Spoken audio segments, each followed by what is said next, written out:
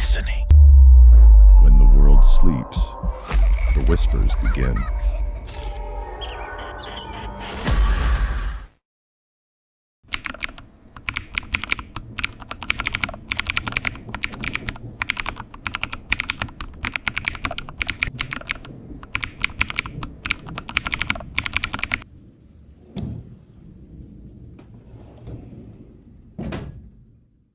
It begins with a sound, not a voice.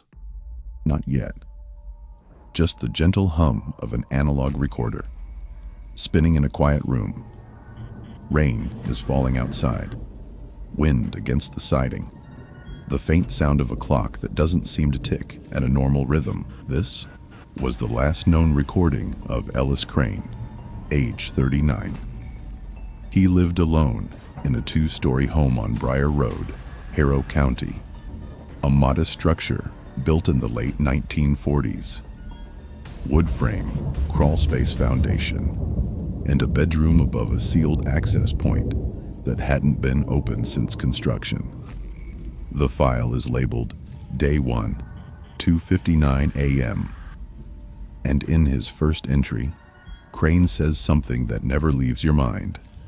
Once you've heard it, I can't tell if it's breathing or trying to match mine. Law enforcement retrieved 13 separate tapes covering 2 weeks of recordings. Most are blank. Others are filled with low frequencies and irregular clicks. Patterns that sound mechanical until you slow them down. Then you hear it. The breathing, the whisper, the reply.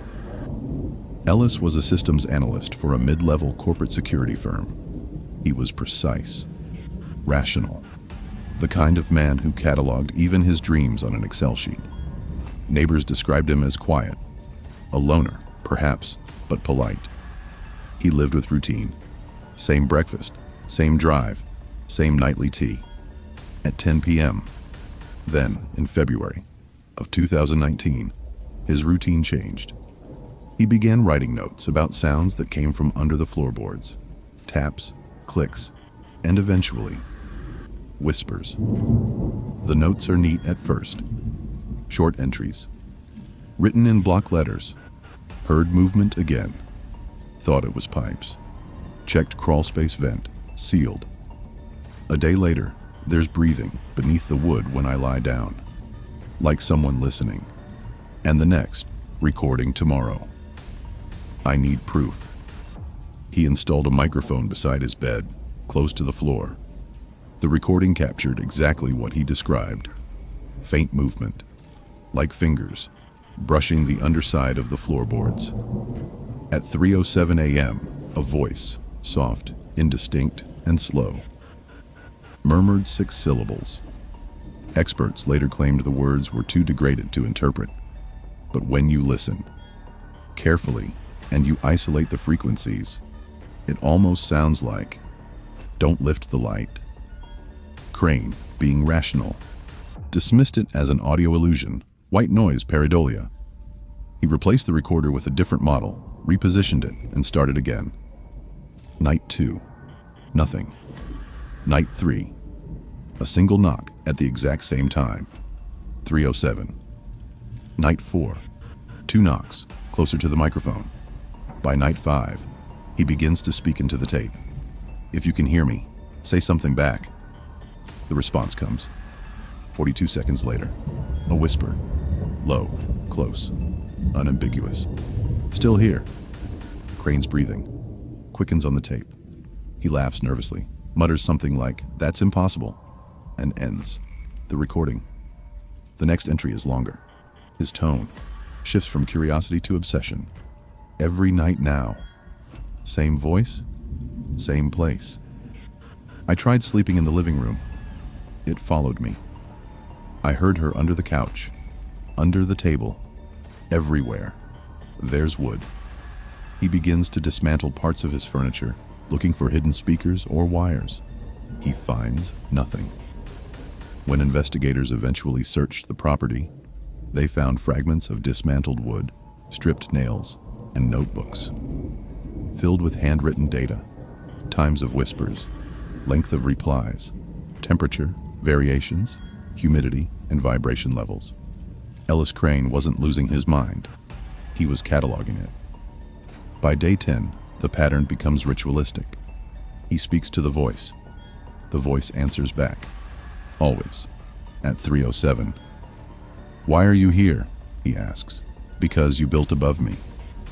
He laughs, but the kind of laugh that sounds like disbelief, folding into dread. "Who are you? Who do you think keeps you warm?" The tape clicks twice, then ends abruptly. A burst of static, followed by faint breathing that continues. Even after the recorder should have shut off, investigators later discovered the recorder had been unplugged. The battery was dead. The microphone cable, however, was still warm. It shouldn't have been. Crane leaves one final note that night. "Whatever's beneath the boards knows my name now." He underlines the word "knows" 3 times.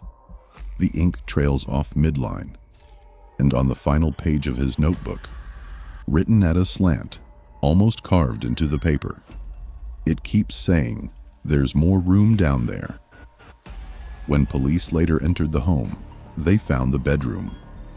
As he left it, bed pushed aside, recorder facing downward, and one board slightly lifted. Underneath, a gap no wider than a fist. From that gap, a faint odor, wet earth and old iron. The sound, when they placed a microphone over it again, was unmistakable. The same breathing, the same voice. And it said, "We're not done talking." By the second week, Crane had stopped sleeping upstairs. He moved a cot to the hallway, directly outside the bedroom door, but kept the recorder running every night.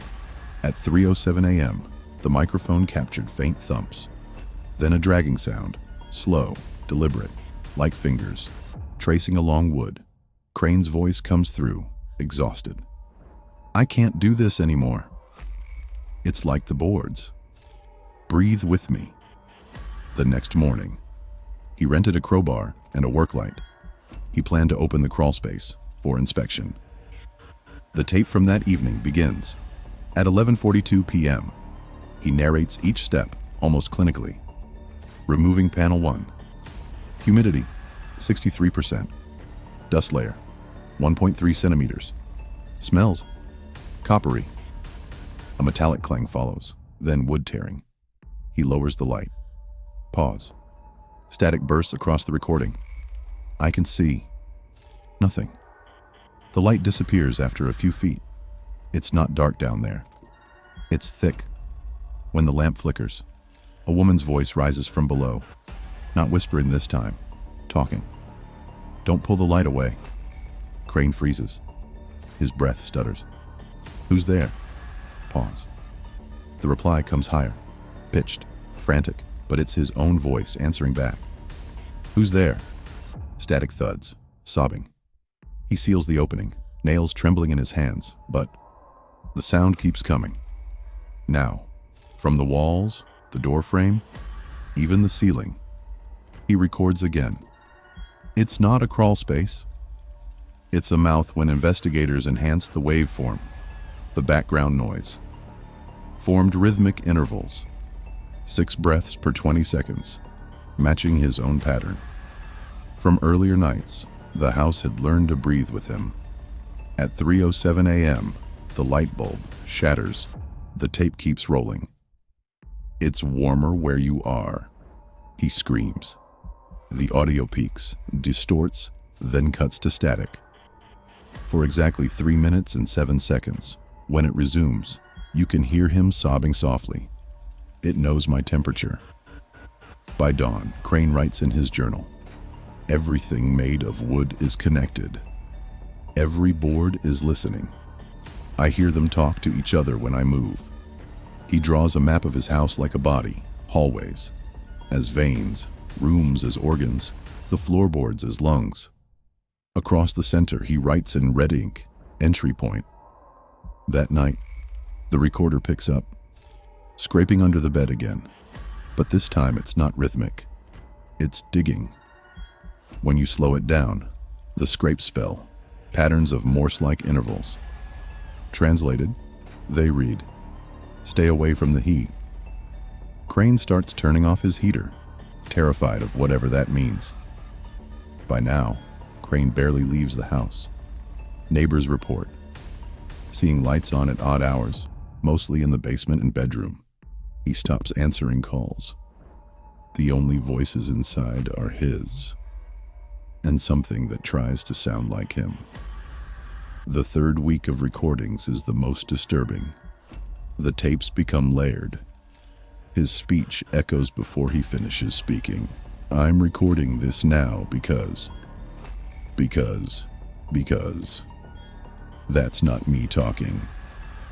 The duplicate voice lags by half a second, like a mirror with delay.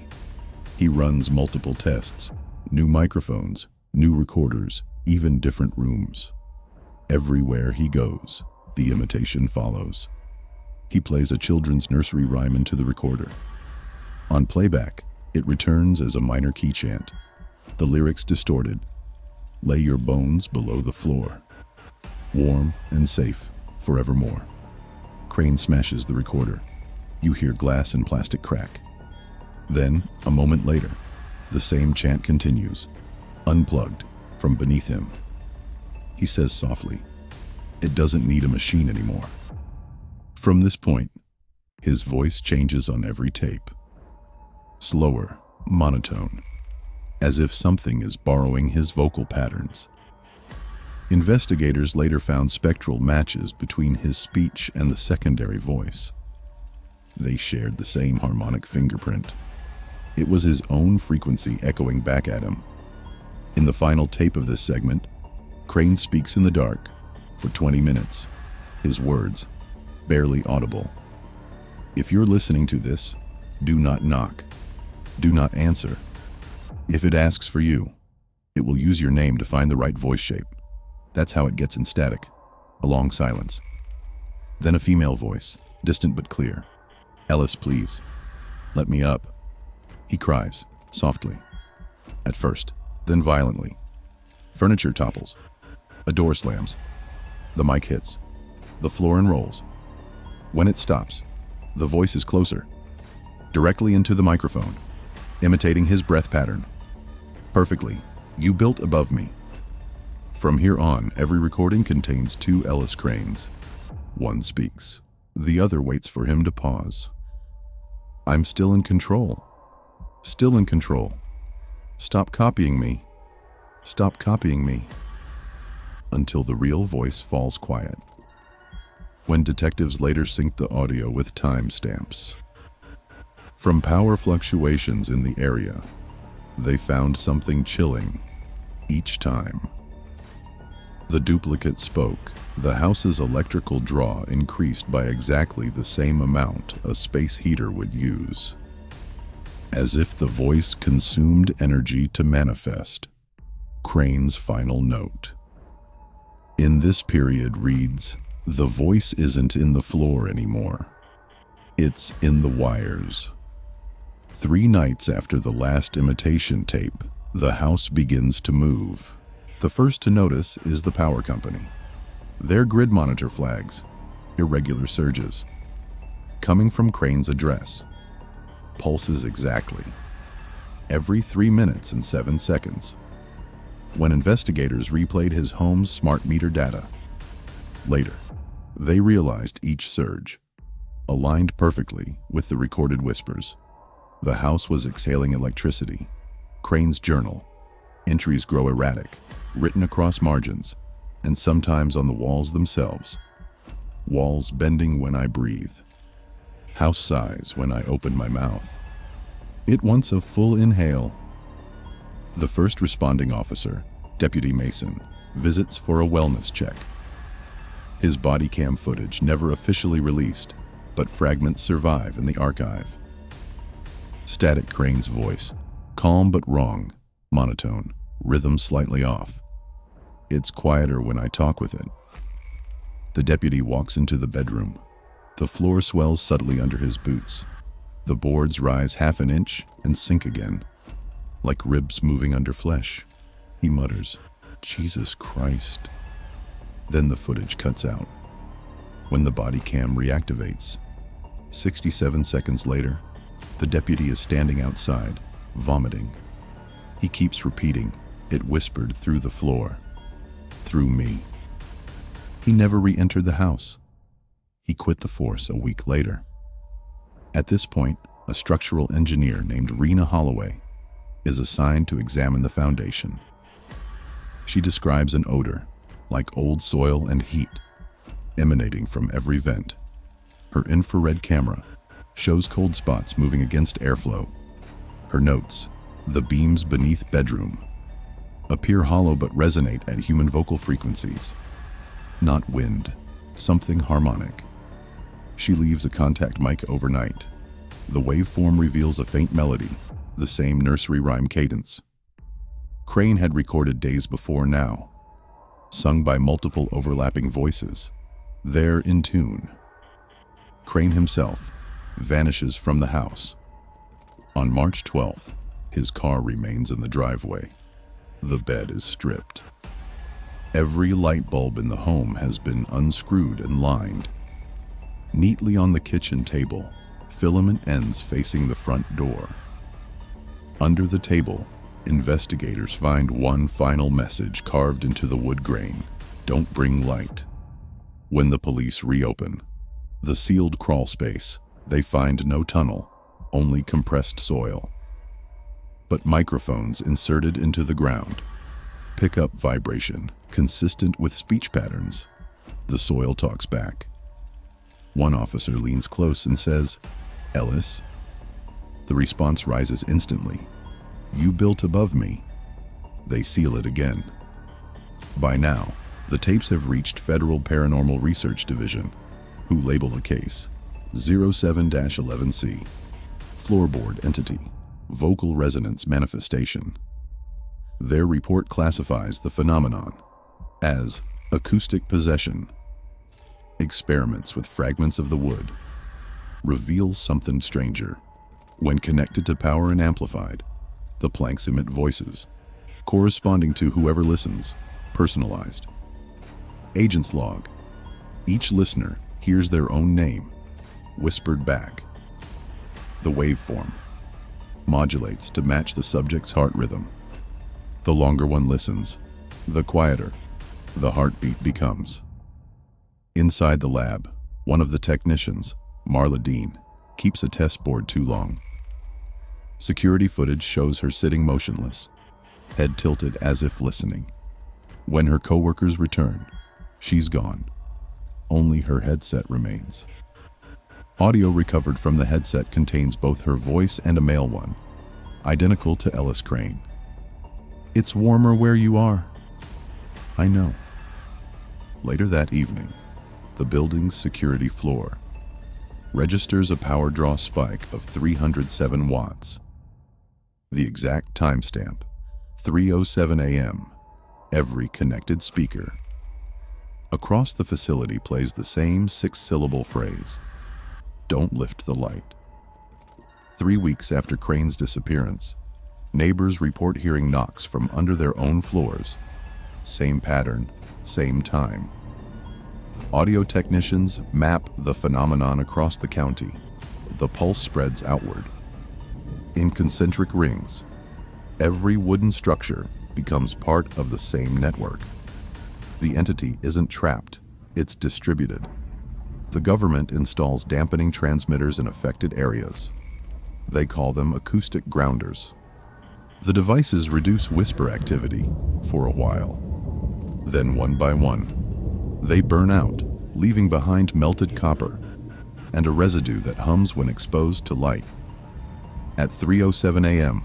on April 2nd, every smart home speaker in Harrow County activates simultaneously and plays. An 11-second recording, the voice of Ellis Crane, distorted but recognizable. "You built above me." Followed by a female whisper. Layered beneath it, "Now I build inside you." People begin reporting dreams of crawling spaces, Pressure on their chests, the sound of nails dragging beneath their beds. Hospitals note spikes in sleep, paralysis, and cardiac arrests. Precisely at 3:07, no one connects it publicly to the Crane case. Not yet. Meanwhile, Rena Holloway, the engineer, starts recording her own sessions. She moves to a steel-framed apartment. No wood. But the whispers follow through her furniture. At 3:07, the metal bed frame hums. She records, trembling. It doesn't need wood anymore. It learned from the power lines. A week later, she's found unconscious with severe burns to her hands. Her recorder's still running. The last 30 seconds capture her breathing, syncing perfectly with a second rhythm beneath it, mechanical, inhuman. Then, both stop together. The official report ends without conclusion. Case status, unresolved. Cause, unknown bioacoustic phenomenon. But months later, in July, a new recording surfaces online. Anonymous upload. Titled briarroad_03-07.wav. It lasts 4 minutes. The first 2 are silence. Then, faintly, the sound of a man humming a nursery tune. Slowly, the pitch drifts lower until it becomes breathing, then whispering. Don't bring a light. It's warmer where you are. Still here. In the background, the unmistakable click of an analog recorder wheel. And then Ellis Crane's voice. If you're hearing this, it already knows your frequency. It will listen through your floor. Static grows, turning rhythmic, like knocking. 3 short, 1 long Morse code. Again, below, the last sound is a soft exhale, followed by wood creaking underweight. Case file 07-11. C remains open. The Briar Road. Residence has been demolished, yet residents within a 5-mile radius continue to report the same sound. At 3:07 a.m., a slow, synchronized inhale. Through the ground, the pattern never drifts. Not once. Researchers now refer to it as the Harrow Pulse. Its waveform mirrors a human respiratory cycle, slowed to 1/6 speed. When amplified, that frequency forms syllables. The first confirmed word, recorded in the new decade. Welcome. Beat, soft wind noise. You can hear it, faintly beneath this very narration. If you listen close enough between my words, that breath beneath your room, that gentle shift in your floorboards, it's not your imagination. Sometimes the house just wants to breathe with you. Sometimes it's waiting for you to stop first. Beat, and when you do, pause. It finally exhales. I am the voice in the dark, and this is Whispers at Dark.